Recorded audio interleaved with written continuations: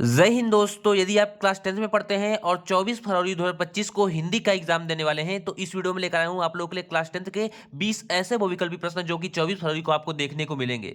और मैं आपको बता दूं कि बहुत सारे लोग क्या करते हैं कि 150, 300, 200 क्वेश्चन करा देते हैं और बोलते हैं कि इसी में से एग्जाम में आएगा, लेकिन मैं केवल 20 क्वेश्चन कराऊंगा और मैं सेट वाइज क्वेश्चन करा रहा हूं। ऐसे मैंने क्वेश्चन बहुत सारे कराए हैं, लेकिन 20 क्वेश्चन कराऊंगा जो कि काफी इंपॉर्टेंट प्रश्न है। केवल 10 मिनट की वीडियो होगी, तो टाइम निकालकर इस 10 मिनट की वीडियो को देख लीजिएगा क्योंकि बहुत ही इंपॉर्टेंट वीडियो है। और बहुत सारे बच्चे मैसेज वगैरह कर रहे थे कि सर कोई हिंदी का इंपॉर्टेंट क्वेश्चन बता दीजिए, क्वेश्चन बता दीजिए। तो आज मैं आप लोगों के लिए 20 बहुविकल्पी प्रश्न, केवल 20 ही बहुविकल्पी प्रश्न लेकर आया हूं जो कि बहुत ही महत्वपूर्ण है। ठीक है, तो चलिए शुरू करते हैं। 10 मिनट की वीडियो है और आपका बिल्कुल भी टाइम वेस्ट नहीं होगा।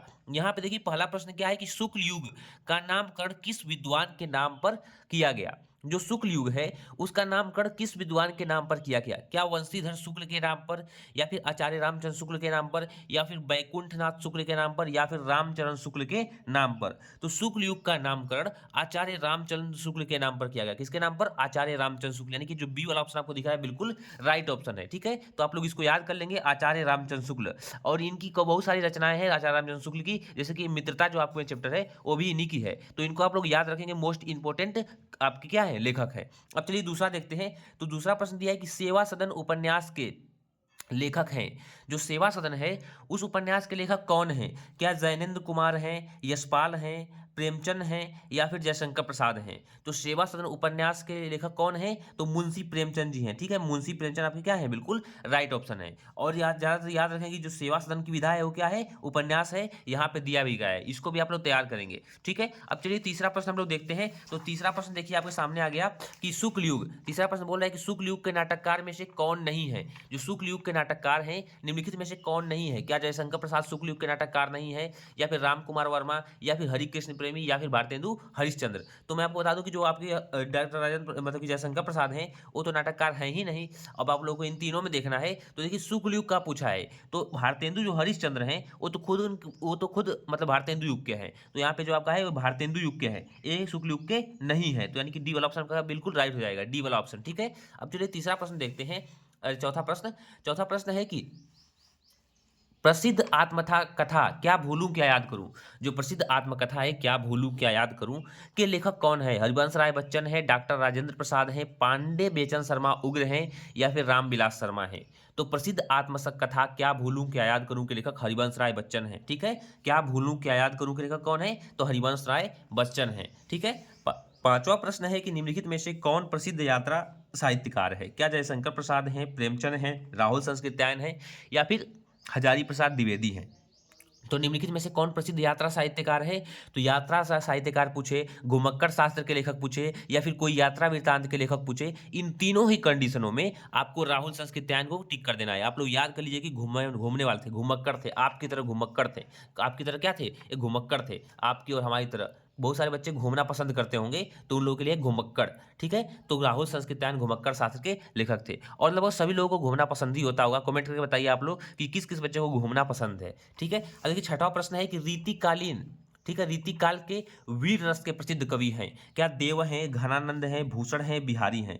तो रीतिकाल के वीर रस के प्रसिद्ध कवि भूषण जी हैं। कौन है? भूषण हैं। ठीक है, यहाँ पे भूषण आपका बिल्कुल राइट ऑप्शन है। ठीक है, चलिए सातवां प्रश्न देखते हैं। सातवां प्रश्न है कि रामचंद्रिका के रचनाकार हैं। क्या बिहारी लाल हैं, या फिर केशव दास हैं, भूषण हैं, या फिर मतीराम हैं? तो जो रामचंद्रिका है उसका रचनाकार आपका कौन है? तो आपके केशव दास हैं। रीति काल के केशव दास जो कवि हैं वो क्या है? वो कवि हैं रामचंद्रिका के रचनाकार के, यानी कि आपको केशव दास क्या करेंगे, बिल्कुल सही ऑप्शन टिक करेंगे। ठीक है, अब देखिए आठवां प्रश्न आप लोगों का क्या बोल रहा है कि प्रिय प्रवास किसकी रचना है। प्रिय प्रवास क्या जयशंकर प्रसाद की रचना है, या फिर श्रीधर पाठक की रचना है, या फिर सियाराम शरण गुप्त की है, या फिर अयोध्या सिंह उपाध्याय हरिऔध की है? तो प्रिय प्रवास आपकी किसकी है? तो प्रिय प्रवास आपकी अयोध्या सिंह उपाध्याय हरिऔध की है। और आप लोगों का 24 फरवरी को पहला पेपर है, तो आप लोगों को बेस्ट ऑफ लक आज से ही, मतलब कि अब आप लोगों का कल ही पेपर है। तो आज मेरी तरफ से बहुत सारी ढेर सारी शुभकामनाएं, ताकि आप लोगों का पेपर बहुत ही अच्छा जाए। और पूरी कॉपी भर के आप लोग आएंगे। ठीक है, पूरी कॉपी भर के आएंगे, एक भी प्रश्न आपको नहीं छोड़ना है। और ऑब्जेक्टिव तो मैं आप लोगों को बता ही रहा हूं कि अयोध्या सिंह उपाध्याय आपका हरिऔध इसमें सही रहेगा। ठीक है, तो अब चलिए हम देखते हैं नवा प्रश्न बोल रहा है कि राम की शक्ति पूजा के रचनाकार हैं। क्या सूर्यकांत त्रिपाठी निराला हैं, महादेवी वर्मा हैं, रामधारी सिंह दिनकर हैं या फिर सुमित्रा नंदन पंत हैं? तो राम की शक्ति पूजा के रचनाकार कौन है? तो सूर्यकांत त्रिपाठी निराला है, यानी कि जो आपका ए वाला ऑप्शन दिख रहा है बिल्कुल राइट है, सूर्यकांत त्रिपाठी निराला। ठीक है, निराला जी काफी फेमस है, इनके और सारी कृतियां हैं उनको भी आप लोग देख लेंगे। 10वां प्रश्न है कि निम्नलिखित में से कौन प्रगतिवादी युग का कवि नहीं है? क्या नागार्जुन या फिर त्रिलोचन या फिर केदारनाथ अग्रवाल या फिर भारतेंदु हरिश्चंद्र? तो मैंने आपको बताया कि प्रगतिवादी युग, तो जो आपके भारतेंदु हरिश्चंद्र है, भारतेंदु हरिश्चंद्र, वो प्रगतिवादी युग के लेखक या फिर कवि नहीं है, प्रगतिवादी युग के कवि नहीं है। ठीक है, अब यहाँ पे दिया है ये, क्योंकि ये भारतेंदु युग के कवि हैं, क्योंकि ये भारतेंदु युग के कवि हैं। ठीक है, अब देखिए कि हास्य रस का अस्थाई भाव है, क्या शोक है, हास है, रति है, उत्साह है? तो हास्य रस का अस्थाई भाव हास होता है। और वहीं पे करुण रस रहे तो करुण रस का अस्थाई भाव शोक होता है, श्रृंगार रस रहे तो वहां पे आपका रति होता है। और उत्साह कब होता है? आप लोग कमेंट करके बताएंगे कि किस रस का अस्थाई भाव उत्साह होता है, उत्साह किस रस का होता है। ठीक है, वीर रस का क्या होता है, इसको भी आप लोग कमेंट करके बताएंगे। अब यहाँ पे दिया है कि मनहु मानो जनु जानो आदि वाचक शब्द किस अलंकार में प्रयुक्त होते हैं? तो देखिए मैंने आपको कीवर्ड बताया था, जनु जानो, मनु मानो, मानहु जानहु, सब किस में आता है? तो आपका सब उत्प्रेक्षा अलंकार में आता है। ठीक है, रूपक अलंकार नहीं होगा, ना ही यमक होगा, ना ही उपमा होगा। कौन सा सही होगा? तो उत्प्रेक्षा सही होगा आपका, ए वाला ऑप्शन बिल्कुल सही है, उत्प्रेक्षा। 13वां प्रश्न दिया है कि लिख कर लोहती लेख डूब गई, दिन मड़ी आहा, व्योम सिंधु सखी देख तारक बुदबुद दे रहा, उपयुक्त पंक्ति में प्रयुक्त छंद है? तो लिख कर लोहती लेख डूब गया, दिन मड़ी आहा, व्योम सिंधु सखी देख तारक बुदबुदा दे रहा, उपयुक्त पंक्ति में प्रयुक्त छंद है। तो कौन छंद है? तो सोरठा छंद है। ठीक है, सोरठा आपका बिल्कुल राइट छंद है। अब ये 14वां प्रश्न है कि उपसर्ग से बना शब्द नहीं है, क्या उपदेश है, ऊपर है? तो देखिए यहाँ पे जो उपदेश है उसमें भी आपका उपसर्ग है। ठीक है, उपसर्ग दिखाई दे रहा है आप लोगों को, लेकिन जब यहाँ पे जो ऊपर है, ऊपर में आप लोग का ऊपर, ठीक है, यहाँ पे देखिए बड़ा ऊ है और प है, यानी कि इसमें उपसर्ग नहीं है। तो यही पूछा भी है कि उपसर्ग मतलब कि उपसर्ग से बना शब्द नहीं है, तो यहाँ पे जो ऊपर है आपका बिल्कुल राइट ऑप्शन है बी वाला। ठीक है, चलिए हम देखते हैं 15 नंबर क्वेश्चन। तो 15 नंबर क्वेश्चन आप लोग का देखिए क्या बोल रहा है कि यमुना का परिवाची शब्द है, यमुना का परिवाची शब्द मंदाकिनी है, सरिता है, कालिंदी है या फिर इनमें से कोई नहीं? तो यमुना का परिवाची शब्द क्या है? कालिंदी है। क्या है? कालिंदी है। अब दिया 16वां प्रश्न कि त्रिवेणी में कौन सा समास है? क्या द्वंद्व समास है, कर्मधारय समास है, द्विगु समास है, अव्ययी भाव समास है? तो त्रिवेणी में कौन सा समास है? तो द्विगु समास है, द्विगु समास है। अब यहाँ पे दिया है 17वां प्रश्न कि प्रमोद का तत्सम शब्द, ठीक है, प्रमोद शब्द का तत्सम रूप क्या है? प्रमोद है, प्रमोद है, प्रमोद है, प्रमाद है, तो क्या है? प्रमोद होगा आपको बिल्कुल राइट ऑप्शन। 18वां प्रश्न है, ठीक है, यहाँ पे जो आपका देखिए यहाँ पे प्रमोद पूछा है ना, तो देखिए ऐसे आप देखेंगे प्रमोद है, ठीक है, तद्भव है, इसका तत्सम रूप क्या होगा? तो कि बिल्कुल शुद्ध में आप लोग क्या लिखते हैं? प्रमोद। क्या लिखते हैं? प्रमोद, इसलिए आपका ये बिल्कुल सही है, प्रमोद। अब यहाँ पे दिया है कि मेरे पास एक गुड़िया है जो क्या करती है? बैटरी से चलती है।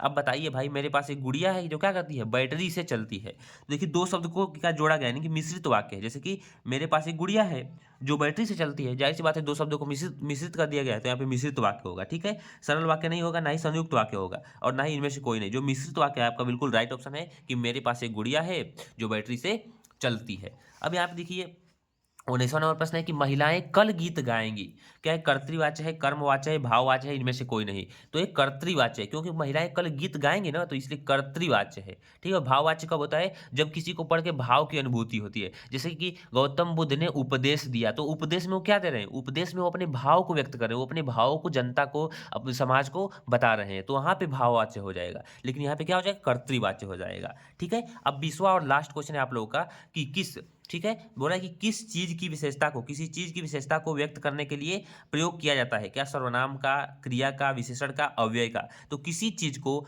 विशेषता, किसी चीज की विशेषता प्रकट करने के लिए किसका प्रयोग किया जाता है? तो विशेषण का। किसका?